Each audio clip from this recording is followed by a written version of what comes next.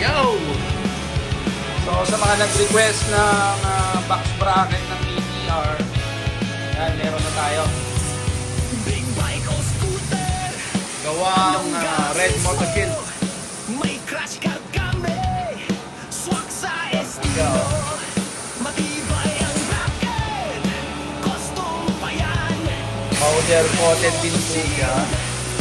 Para sa tunay na biglaan. So, abangan nyo to.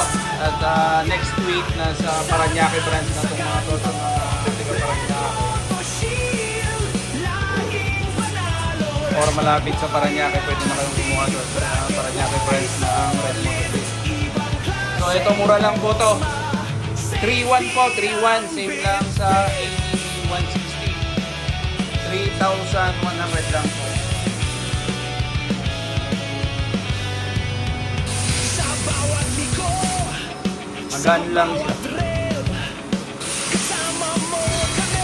Makapal din po yung plate niya. So yan na nga, nilagyan na natin yung box bracket ng KTR. Custom sa forma mo. Walang Yan po siya. protekta. Transformer Edition. Sa daan sa ganto. Dali lang po siya ilagay, plug and play. Laging panalo. Dashboard mo'y astig. Bracket mo'y solid. Ibang klaseng forma. Safety ang bitbit. Para sa lasting pagmaneho. May logo ng red motorcycle.